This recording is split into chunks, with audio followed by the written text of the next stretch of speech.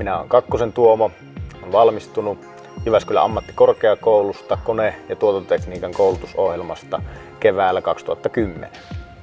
Työskentelen Harvialla, joka on maailman johtava puu- ja sähkölämmitteisten kiukaiden valmistaja. Ja tarkalleen ottaen työskentelen tuotekehitysosastolla, jossa toimin tuotesuunnittelijana. Työhistoria on alkanut Harvialla vuonna 2000 puupuolella. 2006 mennyt sitten kouluun, suorittanut tarvittavat työharjoittelut ja opinnäytetyöt ja muut koulun tuomat projektit Harvialla. Tuotekehityksessä vapautui tuotesuunnittelijan paikka, johon mut sitten siirrettiin. Ja itse tuolla tuotekehityksessä niin nämä valtavana etuna on ruohonjuuritason tuntemisen tuolla tuotannossa, eli niin kun mä tiedän meidän koneet ja miten me pystytään sitä metallia muokkaamaan, mitä me pystytään tekemään siellä ja fiksusti. Tietää mitä suunnittelee. Siis insinööriksi opiskelusta kiinnostunut sillä tavalla, että on ollut aina halu vaikuttaa ja tehdä päätöksiä, kantaa vastuuta, olla siinä päättävässä elimessä, eikä tehdä sitä muuten suunnittelemaa työtä. Työssä haluaisin kehittyä sillä tavalla, että pystyisi aina vaan valmistamaan ja tuottamaan paremmin palvelevia tuotteita kuluttajille, ympäristölle ja sitten myös toki firmalle. No, työssäni pääsen vaikuttamaan tuotteiden tekniseen toteutukseen, visuaaliseen ulkomuotoon, näköön ja sitten myös jonkun verran tuotannon toteutukseen ja valmistukseen, millä tavalla se tullaan sitten tuolla tehtaan puolella toteuttamaan.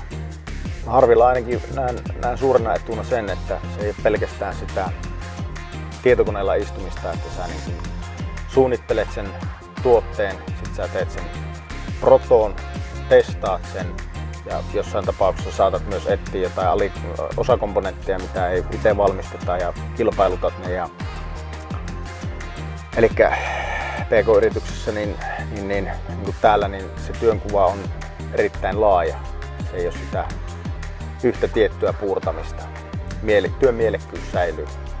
Pyritään tekemään mahdollisimman hyvin kuluttajaa palveleva tuote mikä on helppokäyttöinen, hyvän näköinen ja toki me huomioidaan myös ympäristönäkökohdat ja ekologisuus, eli mikä lähtee myös sitten siitä ihan tuotteen alkuvaiheesta, eli niin kun suunnitellaan osia ja tuotetta, niin hukka optimoidaan jo siinä vaiheessa ja valmistusmenetelmät ja tuotanto niin suunnitellaan siten, että se kuormittaa mahdollisimman vähän ympäristöä ja on mahdollisimman niin kuin energiaystävällistä.